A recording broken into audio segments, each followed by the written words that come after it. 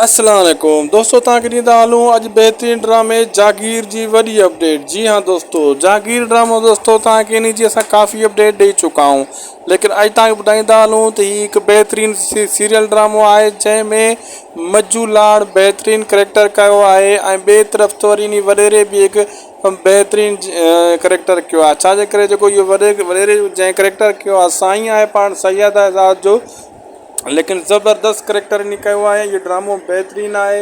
नियाणियुनि खे न आहे पढ़ाइणो, इन्हनि खे ग़ुलाम रखिणो आहे, जेको सिंध में अक्सर ॾेखारियो वेंदो आहे दोस्तों। ॿारहाड़ी में त नियाणियूं वाक़ई स्कूलनि न वेंदियूं आहिनि, शहर में वेंदियूं आहिनि।